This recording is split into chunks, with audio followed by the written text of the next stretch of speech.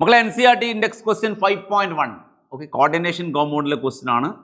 Formula എഴുതണം. IUPAC കോമ്പൗണ്ടിന്റെ IUPAC name തന്നിട്ട് അതിന്റെ ഫോർമുല എഴുതാനാണ് പറഞ്ഞിരിക്കുന്നത്. ഫോർമുല എഴുതണം. കോംപ്ലക്സ് ഫസ്റ്റ് വരുമോ കോംപ്ലക്സ് സെക്കൻഡ് വരുമോ എന്നുള്ളതാണ് ആദ്യത്തെ കൺഫ്യൂഷൻ. കോംപ്ലക്സ് സെക്കൻഡ് ആണ് വരുന്നതെങ്കിൽ മെറ്റലിന്റെ നെയിം എന്ത് ചെയ്യുക? ATയിൽ എന്ത് ചെയ്യുക? കൊബാൾട്ട് ആണെങ്കിൽ കൊബാൾട്ടേറ്റ്, അയൺ ആണെങ്കിൽ ഫെറേറ്റ്, കോപ്പർ ആണെങ്കിൽ കുപ്രേറ്റ്. അപ്പൊ കോംപ്ലക്സ് രണ്ടാമത് വന്നാൽ നെയിം എൻഡ് വിത്ത് AT.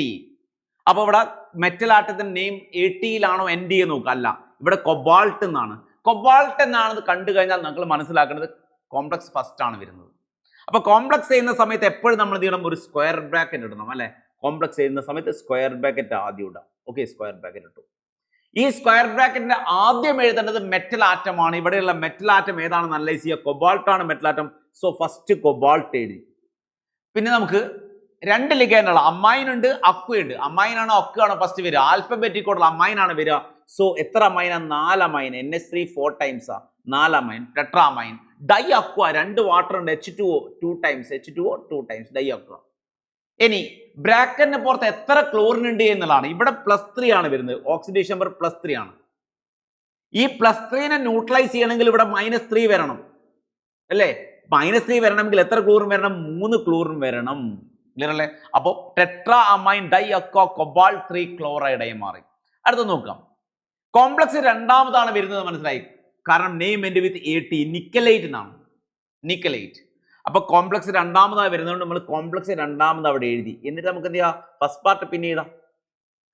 ഇവിടെ ടെട്രാ സൈനിഡോ നിക്കലൈറ്റ് ആണ്. സോ നിക്കൽ കോംപ്ലക്സ് ആയിരിക്കും. ആദ്യം നമ്മൾ മെറ്റലാറ്റം എഴുതണം. നിക്കലാണ് മെറ്റലാറ്റം.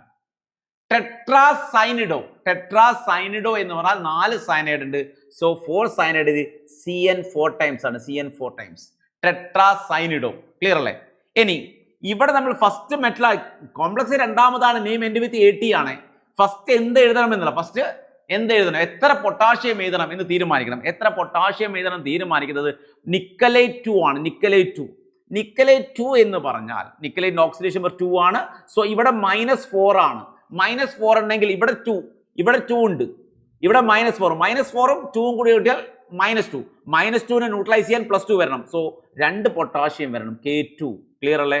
യെസ്. അപ്പൊ നമുക്ക് ഈ പൊട്ടാഷ്യം ടെട്രാ സൈനിഡോ നിക്കലൈറ്റ് 2ന്റെ സ്ട്രക്ചർ ഇതാണ്.